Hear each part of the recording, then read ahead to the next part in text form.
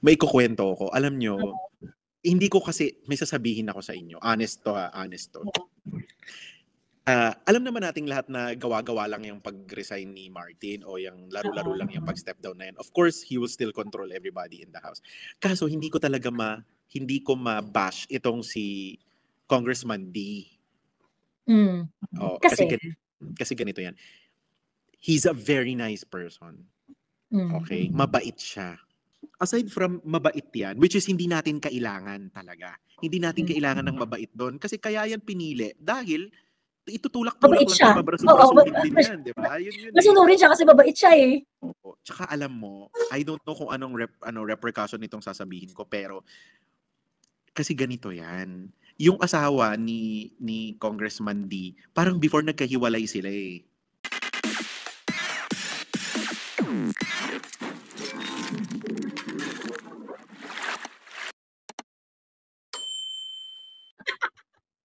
Kasi nga, kilala mo kami. Sino ka ba namin kung kilala mo kami? Nakakatawa yung sinabi ng Tribal Republic na an impeachment is a political trial and not a criminal conviction. So yun ang gusto niyo gawin kay Sara. Gusto niyo siyang you want her to be subjected to political trial. Kasi nga, this is all have to do with 2028. Hindi nyo nga manuloko ang taong bayan na yung ginagawa ninyo has nothing to do with your political ambition in 2028. And kating-kating na kayong makabalik sa kapangyarihan. Kayong mga yellow, wag na kayong magmaang-maangan.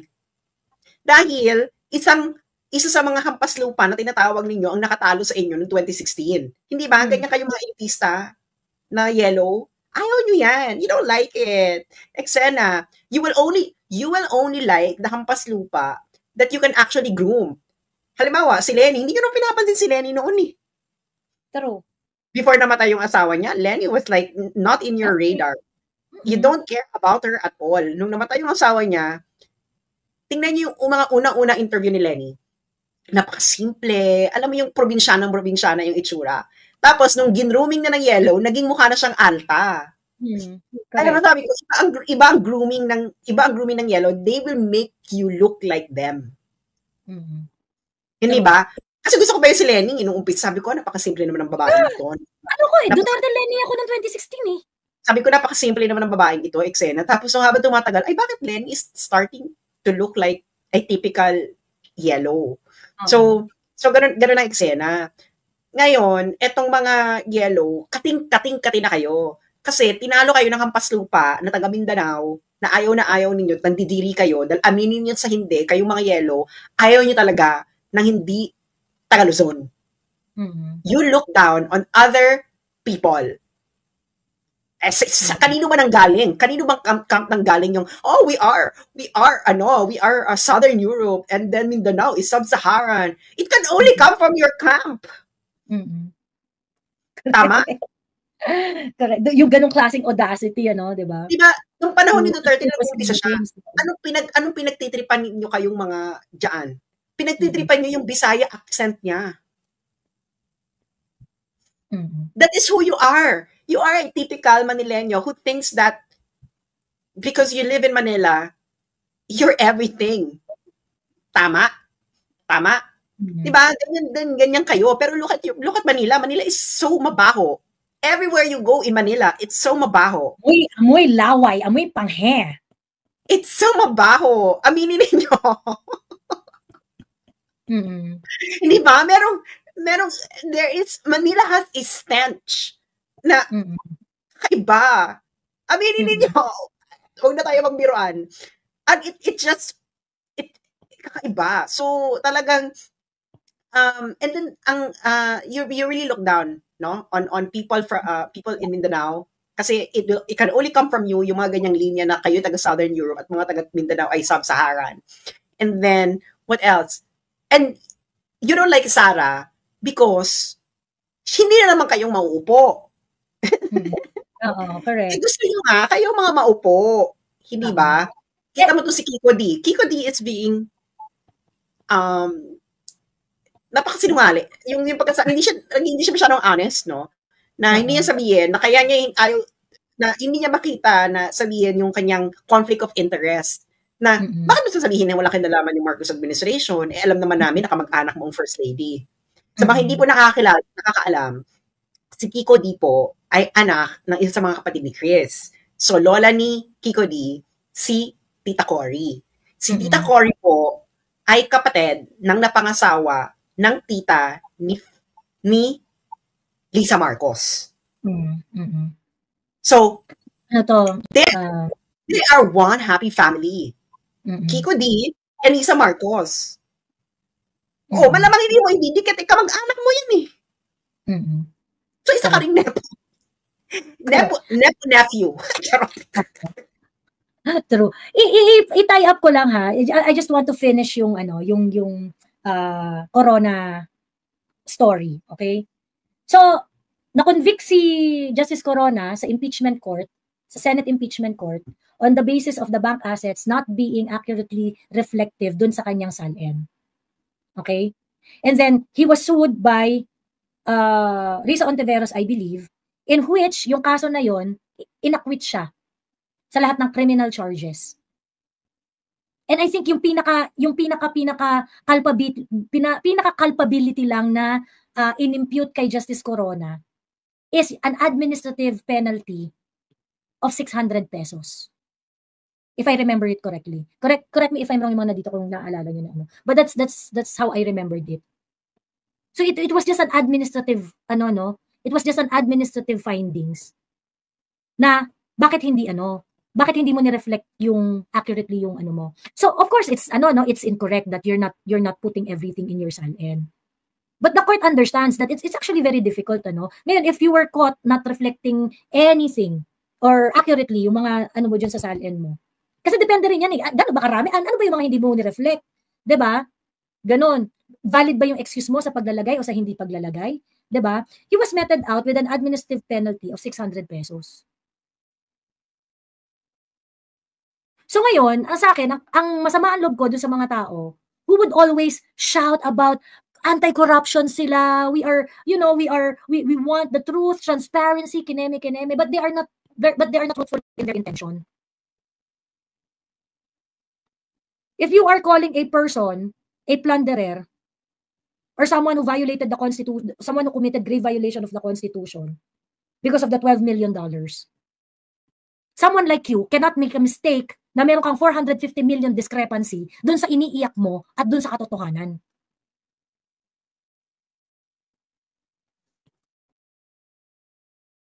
So how can I trust you, Heidi Mendoza?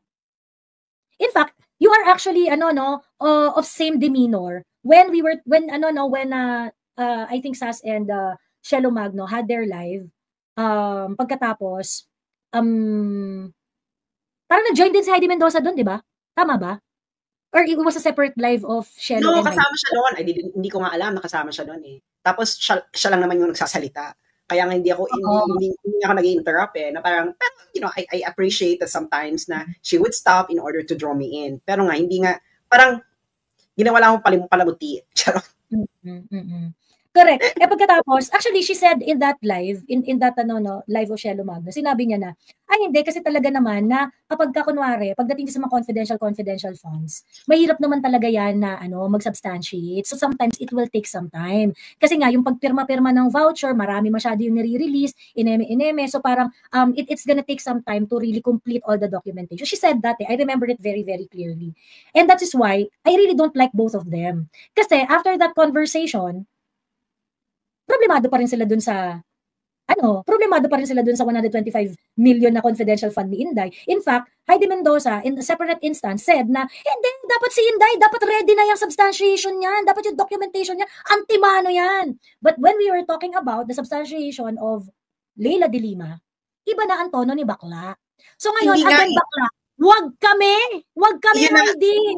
Yun na nga, walang consistency. Pati, di ba nga, di-discuss namin yung UP inaano ko na nga sila, ganun bang reason? Kasi nga, di ba, yung sa UP daw, kaya daw ganyan yan, kasi nga, mahirap daw talaga, yung mga project manager, alam mo yung, maraming excuses, in order to justify, bakit naging ganun yung ng UP. At yun yung pagkakasabi ni Shelo Magno, ako naman parang, sympathizing. Pero gusto kong sabihin talaga, na parang, hindi ko gusto sabihin, I think people see it, na they are justifying yung ng UP. Yeah. Correct. And, in fact, pero pagdating sa iba, walang justification. Kailangan perfect ba? Oh. Yung sinasabi ko nung kahapon nung the other night, yung live natin the other night, na okay lang sa akin yung perfectionist ka eh. Kung kunwari kasing arte ka ni Heidi Mendoza, okay lang yun, pero dapat consistent ka. Kasi alam mo, Miss Heidi Mendoza, hindi po pwedeng perfectionist ka, pero pinipili mo lang. Ganon. Hindi po pwedeng nagmamaganda ka, tapos wala kang ganda. Ganon. Dapat consistent tayo, Bex. 'Di ba? Consistent po tayo. Tapos wag yung ini-intimidate yung audience ninyo doon sa mga educational attainment ninyo. Kasi hindi naman na po bobo ang tao ngayon. Okay? Hindi na po bobo ang tao ngayon. Hindi naman kailangan ng educational attainment. Diyan sa usapin na yan. Napakasimple. Gusto mo perfect. Gusto mo well-substantiated. Okay. Pak. Naalala ko pa dun sa discussion namin. Sabi ni Heidi, yung di ba, nag-correct siya sa unmodified opinion na hindi naman to kasi lumalabas ng unmodified opinion ni Sarah. Natatawa na lang ako, no? Well, it's their live and hindi ko naman ugaling sumubo. Mang-hijack or whatever. Gusto ko na lang sabihin na bakit na pala ni Lenny binibida nyo? Exactly. Wala pala siya. It's nothing. In fact, pinoint out yan ni Daniel, sabi niya gano'n. Alam mo ba ate, ito si Heidi Mendoza, I searched her post about doon sa unmodified opinion ni Lenny. So at that time, yung sinasabi niya doon sa unmodified opinion ni Lenny na parang, it is a very good kinembular, they were treating it as an achievement. It is something to celebrate. Ganun yung tingin nila doon sa unmodified opinion ng Office of the Vice President, in which Inday Sara was able to get the same for 3 consecutive years. But Heidi Mendoza wrote a different article saying na hindi naman pagka-unmodified opinion ka, hindi naman ibig sabihin free of corruption ka eh. Ganyan. Ayan, iba na yung tono niya. So ngayon, again girl, again Aling Heidi, wag kami bakla. Ayan. Huwag kami nilalaka. Di mo kami malalaka. Okay?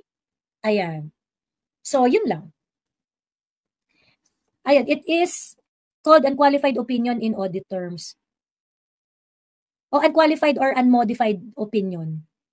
Ayan. Double standard talaga ang yellow pink. True. Ayan. So anyway, yun. Akit ka ba? Sinandan kita ng link.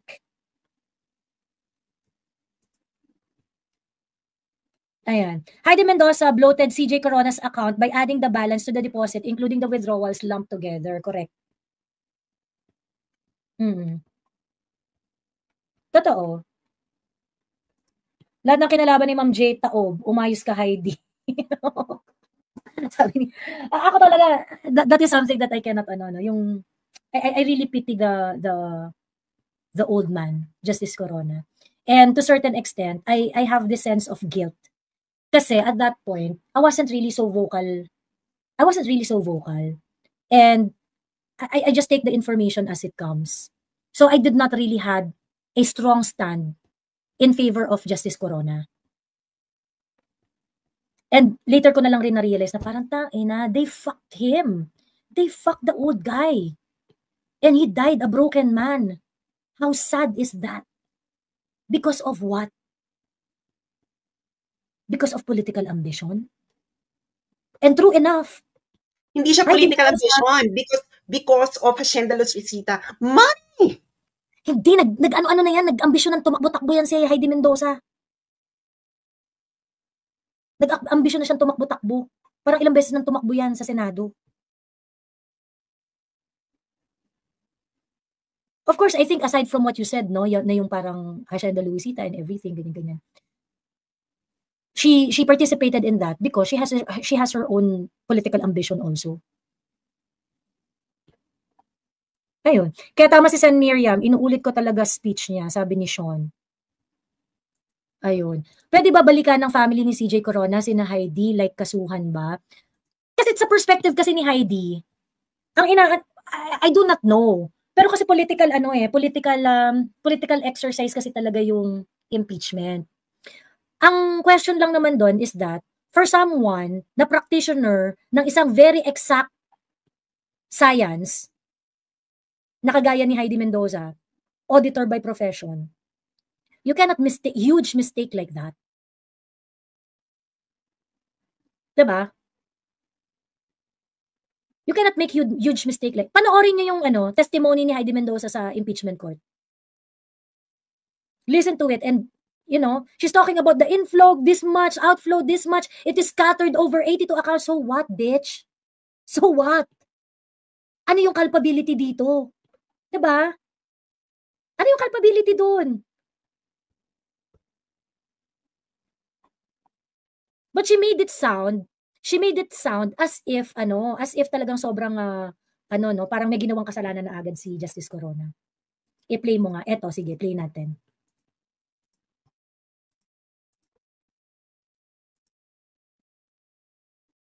Nasaan na ba yun? Wait lang ha.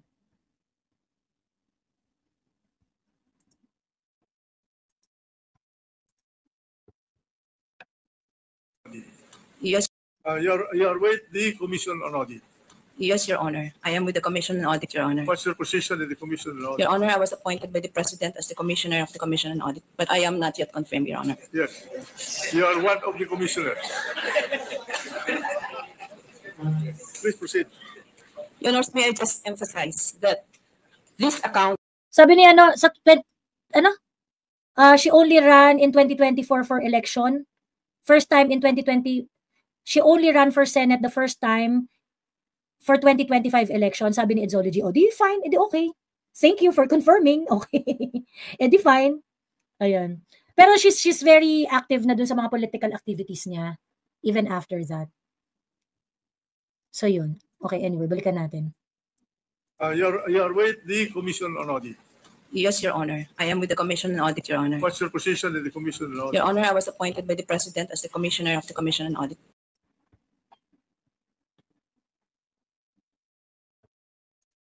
But I am not yet confirmed, Your Honor. Yes. You are one of the commissioners. Please proceed. Your Honor, may I just emphasize that these accounts, 4 main accounts and the rest are daily accounts. And we are trying to show the circuitous movement of funds, meaning from the 4 main accounts, there are many accounts created, and all of them are in the name of the recipient.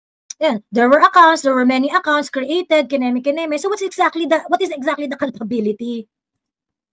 Respondent. And may I also emphasize that the total inflow, meaning to say the deposits, the credit memo, the fund transfer, the internal remittances, total to 28,740,497.93. How much? 28,740,497.93. That is the Total inflow, Your Honor. of deposits. Yes, Your Honor. Deposit, credit memos, internal remittances, meaning, Your Honor, anything that went in. That entered the account. Yes, Your Honor. US dollars? US dollars, Your Honor. And how about Total outflow. withdrawals? The total outflow consisting of withdrawals, the memo, purchases, electronic payments, outward remittances, amounted to 30,758,000.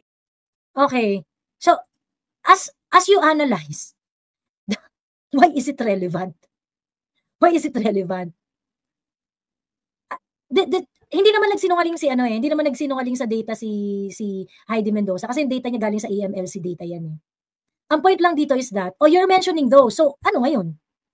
Why do you feel the need na kailangang sabihin yung mga ganung bagay? 'Di ba? Gusto ko akyat, sabi ni, sige, go direct, akyat ka. Teka.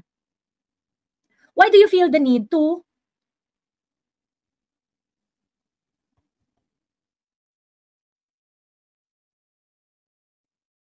Ayan. Sinend ko na direct yung link. Ayan.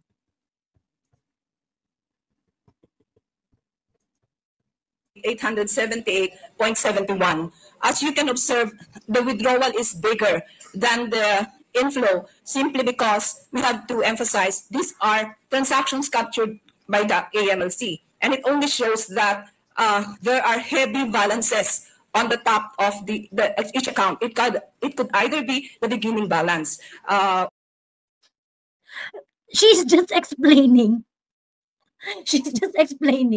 how the fucking finance, the banking and financial transaction works using banks. Diba? Parang, ganito, meron siyang inflow, ganito, 28 million ka, outflow.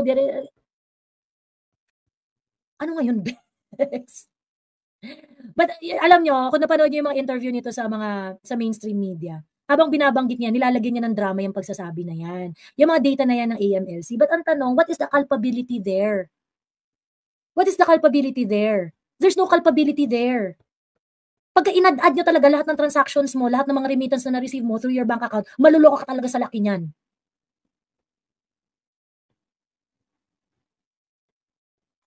It doesn't describe anything na worth our time para maging. But of course, at that time, syempre, ang mga Pilipino, naka-angkla yung pakikinig natin base dun sa credentials ng taong nagsasalita. At dahil COA commissioner siya, may premium siya. 'Di ba? Ayan. This proves the theory that the withdrawals is either equal or less than the deposit. So if I may again repeat, a total inflow of 28 million and a total outflow of $30 million. How about in pesos, Madam Witness? Sorry, Your Honor, I did not compute in pesos. That's just the dollars. This is just the dollar, Your Honor. These are transactions From 2003. starting from a period and ending in another period. Your Honor, from April of 2003 to December. So these are just transactions for a certain period. Transactions for a certain period.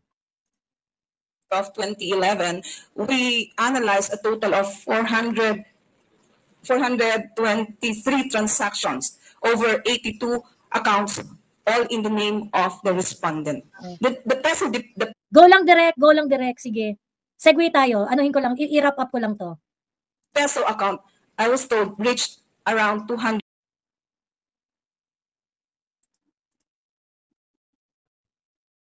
Ang bagal ng internet ko, buwis. 42 million pesos. So this is a different one, meaning 242 million in peso account, and this one is 30 million outflow for dollar account and total inflow of at least 28 million, Your Honors. How much, if I may, Your Honor, please? Yes, sir. How much do you have the totals of the dollars withdrawn by the Chief Justice December 12, 2011, up to end of the month? Just the total. The total of the total withdrawals for 2012. Can I just look up? December 12.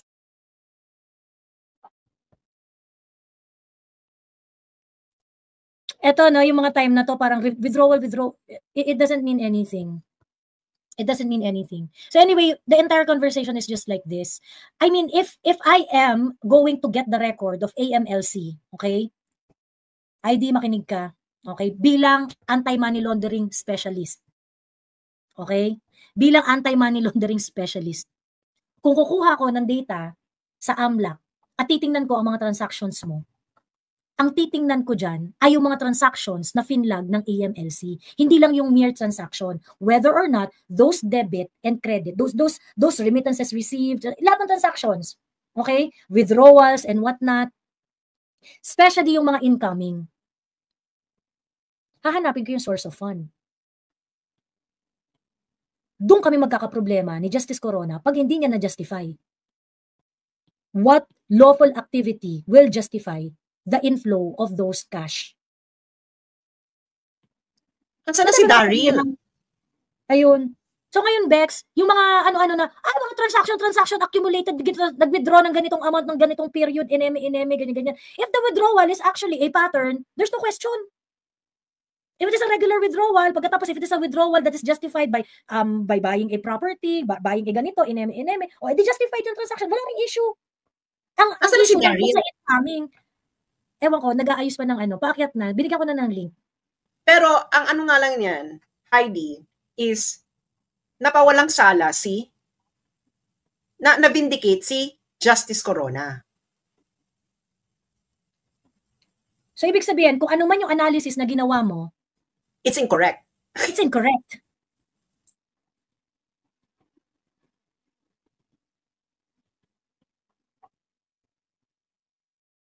Diba?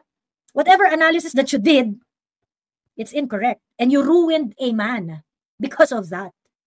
You ruined a man because of that. Of course, syempre, hindi lang naman ikaw yan eh.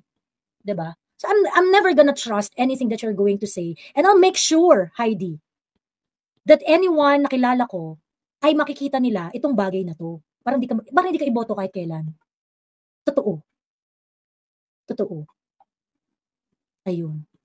Hindi mo naman ako kailangan makilala. Hindi ako interesado dyan. Okay? Hindi mo ako kailangan makilala. Ang importante lang sa akin, alam ng lahat. Diba? Your participation in the corona hearing. Ayan. Okay?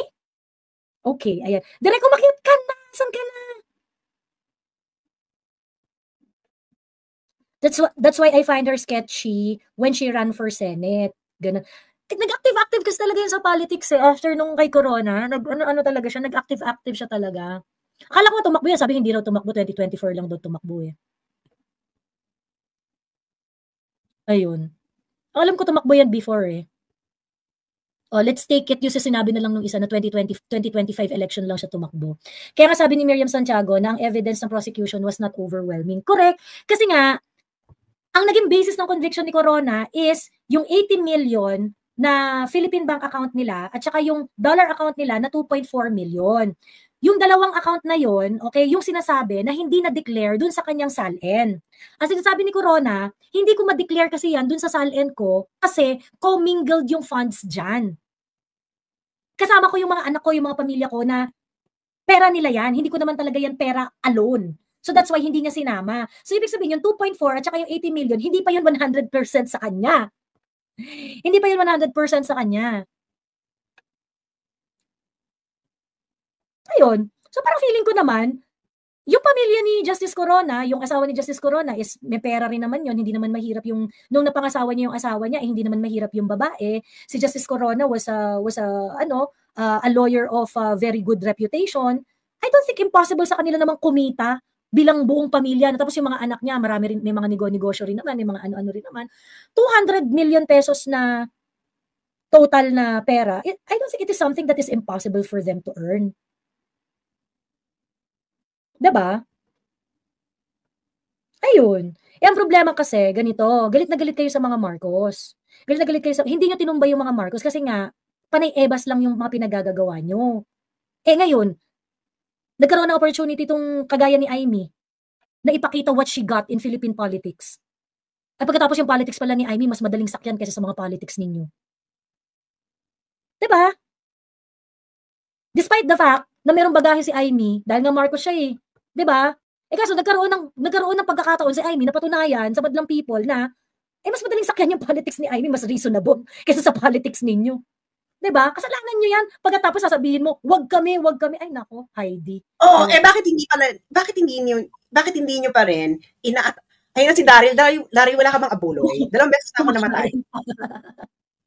Oo nga daig mo pa si Jesu Cristo. Hiyang-hiya si Jesus Falsis sa kaganapan sa buhay mo. Ay, mas nahihiya ako sa kanya. Kaloka. Kasi legend siya eh. Kasi meron siyang Supreme Court decision. Na... Alam mo, okay akong i-demanda niya ako. Basta pag nakita kami, makakatikim yan sa akin. Oy, mag-abuloy ka, Daria. Dalawang beses na ako namamatay. Paano? Ano sa kape abuloy? Kape at pandesal. Oo, abuluyan mo ako. Ayan, nandiyan ang aking Gcash, Daryl Yap. Di ba talagang namabraso ako, no? Kailangan mo ako abuluyan. Sige, dahil kaya abuluyan kasi panay noodles yung kinakain yan. Oo. Kailangan mo akong abuluyan dahil dalawang beses na ako namamatay, no? Kailangan mong respeto naman sa patay. Nasa Gcash? Ayan, nandiyan mo nasa. Yung Sasper? Yeah, Sasper. Maraming salamat po para sa abuloy sa patay. Ano na, Daniel? Anong masasabi mo kay Heidi Mendoza? Bukod sa pangit na siya, napakapangit ng ginawa nila kay Chief Justice. Alam mo ako from what I recall, si Amy, sinasabi niya sa akin, galit na galit si Bongbong dyan. Kay Heidi Mendoza. Kasi siya yung kasi parang tatlo lang silang nagtanggol kay CJ Corona. Hindi ako sure. Joker, Miriam, and Bongbong. Yun. Tapos, si Bongbong yung nagsabi, nung sharp pa yung utak niya, no? Siya yung nagsabi na, hindi kailangang sabihin ni Heidi yung mga yon, parang gusto niya lang iparating sa mga mga Pilipino, yung laki ng amount. Alam mo kung ano kung paano ginawa ng Congress na gusto nilang kabugin yung hearing sa Senate. So nagpakita sila ng maraming pera sa table. Alam mo yung ganon, yung mga ganong optics lang. So hindi ko naiintindihan yung pinaglalaban ni Heidi at saka ng mga supporters niya at saka yung mga kunwaring bumoto sa kanya nung last election na kunyari nalagpasan niya yung ibang mga senatoriable na kilala ng tao na siya tong common noun akala mo totoo yung mga boto niya.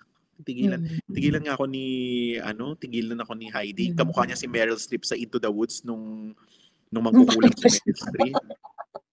Nakuha mo? 0928-895-632. Naku, ayan na ang abuloy sa patay. So, naloka naman ako, Daryl. So, sinabi mo, nakamukha niya si Meryl Streep. Mag-ano sana ako magkakapila sa ako. Buti na lang sinabi mo tamang pelikula. Buti na lang sinabi mo tamang pelikula. Yeah. Tapos sabi ko, kasi association ko kay Meryl Streep, si Miranda Priestley. Yeah, so, iba tayo. Sent na. Maraming salamat sa abuloy sa patay. Hindi na kita mumultuhin, Daryl. Ligtas ka na sa pagmumulto ni Sasper. Uy, may ikukwento ko sa inyo, kaya ako. Kwento na. Masishare ko ba to sa wall ko? Diyos ko, alam niyo ba ginagawa? Hindi ko na ikukwento. Baka mamaya magkaroon pa ako ng grounds para lusubin. Nagtutong-it kasi kami dito, gabi-gabi. So, anyways, may ikukwento ko. Alam niyo, hindi ko kasi, may sasabihin ako sa inyo. Honest to. Alam naman nating lahat na gawa-gawa lang yung pag-resign ni Martin o yung laro-laro lang yung pag-step down na yan. Of course, he will still control everybody in the house. Kaso hindi ko ma-bash itong si Congressman D. Kasi ganito yan. He's a very nice person. Okay? Mabait siya. Mabait siya. I've met him several times, mabait siya. Gwapo yung mga anak niya, i-search mo. Oo. Actually, barkada yung mga anak niya, yung mga barkada ko. Oo, di ba? Ano pangalan? Ng mga anak? Hindi. Type mo na lang, Boji D family picture. Lalabas na sa Google. Boji D? How do you spell Boji? So, ano ba Boji? May D ba o wala? B-O-J-I-E. Meron. B-O-D-J-I-E-D. Anyways, ito yung sasabihin ko sa inyo. Aside from mabait yan, which is hindi natin kailangan talaga. Hindi natin kailangan ng mabait doon. Kasi kaya yan pinili. Dahil itutulak-tulak lang siya. Mabrasubin din yan, di ba? Masunurin siya kasi mabait siya eh. Oo. Tsaka alam mo, I don't know kung anong repercussion nitong sasabihin ko, pero kasi ganito yan. Yung asawa ni Congressman D, parang before nagkahiwalay sila eh. This is from, eto hindi ko sure to guys hindi ko sure. Ano lang ako sa Isabela because I always go there for film workshops. I always give talks there when it comes to script writing, directing.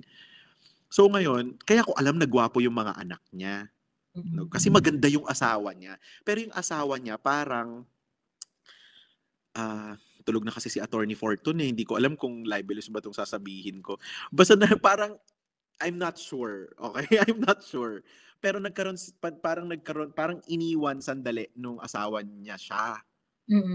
Tapos alam ko nagmakaawa siyang balikan siya.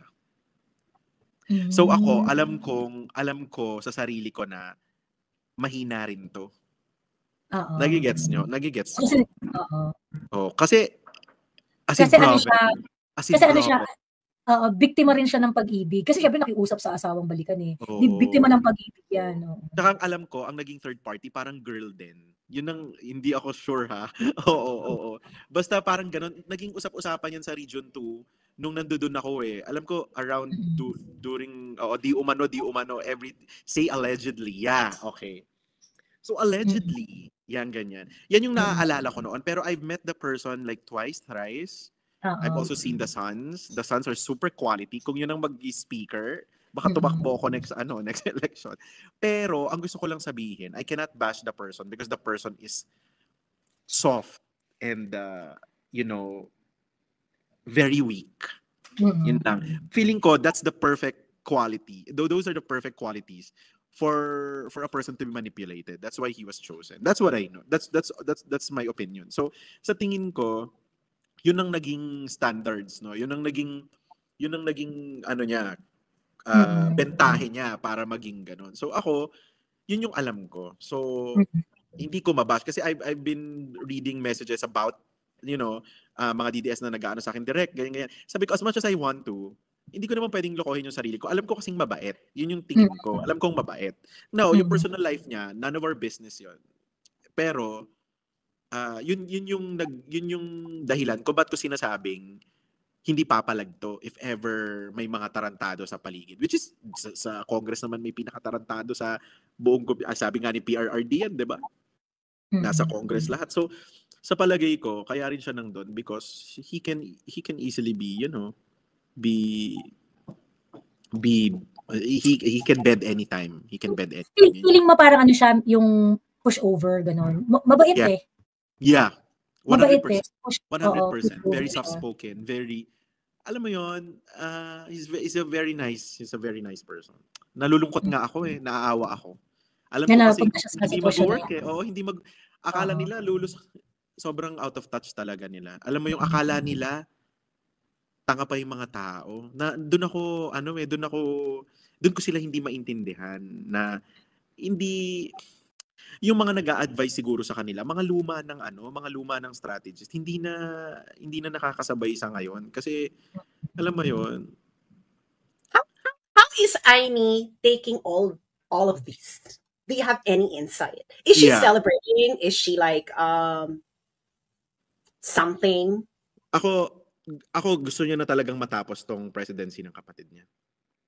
Talaga? Yeah. So, kung meron pang sabi nga niya hindi ko gustong matapos to para makita yung kapatid kong nakikipag-ayos sa akin at magsalita ako ng, sabi ko sa'yo, diba? Tama ako, diba? Ganon. Hindi daw yun. Kasi habang nagdadaan ng mga bawat araw, lalong nababawasan yung katiting na lang na buti ng nakikita ng tao sa kanila. So, para hindi na tuluyan pang masunog ang lahat. Parang gano'n ang niya. Hindi ko... Para salvage whatever. I-salvage lang whatever is remaining. Joey knows. Well, Joey knows. Alam mo naman, Joey, na 2020, nung mga katarantaduhan pa lang na PI, yung mga akap na yan, yung mga puro ayuda, nasusuka na siya. Nasusuka na siya. Hindi yun ang pinangarap niya. No. Ang bago yung itong sinabi ko mabait si D, hindi ko sinasabing mabait siya para tanggapin nyo. Hindi ko rin tanggap. Sinasabi ko lang na mabait, kaya yan magsisimula yung pangongontrol. Kaya wala ring diferensya. Yun ang point ko. Hindi ko naman sinabing mabait yan, pinagtatanggol ko. Hindi. Sinabi ko mabait, kaya magagamit. Yun yung point ko. Yun. Saan yung sinasabi mo?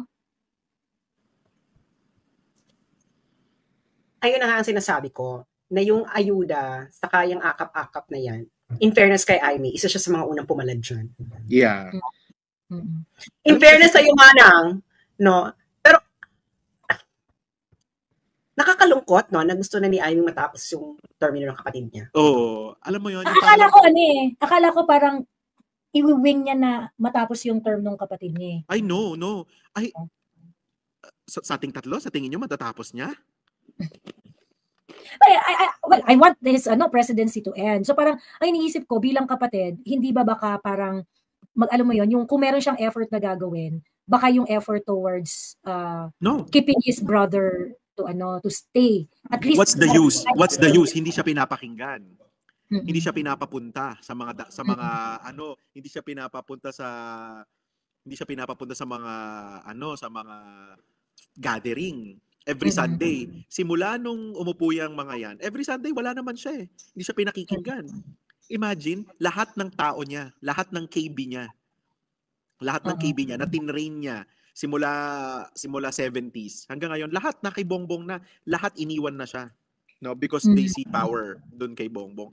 Pero siya hindi siya pinakikinggan. Lahat ng, di ba nga, from the very beginning of this presidency, they're always saying na, si Aimee super kontra, umpisa pa lang, lahat na kinontra mula sa paglalagay ng mga ano ba yun, yung mga sites, EDCA sites, mula dyan, umpisa yun ng presidency niya na ayaw ni Aimee Ba't ilalagay yan doon sa Ilocos? Ba't ilalagay yan sa Palawan? Ba't ilalagay yan sa... So ako, alam ko sa tono niya, hindi ko naman siya tinatanong na gusto mo matapos na tong presidency ni Bongbong. Ang corny naman nun. Pero sa pagsasalita niya, Diyos ko, ano na naman kabalbalan ito, Panginoon, mga ganyan, pag may narinig na naman siya na, ang huli kong reaksyon niya natawa ko, nung sinabi ni Bongbong na ano ba namang nangyayari sa gobyerno natin? Bakit tayo nagkaganito? Ang reaction talaga ni Amy, oh my God!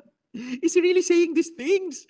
Oh my God, Marcos ba talaga yan? Ba't ganyan? Parang hindi siya yan. May ganun-ganun. Imagine, anak ni Ferdinand Edralin Marcos, sasabihin, hindi ko alam ano nangyayari? ganito ang nangyayari. Ano Tapos may tiri-tiri, ay pa.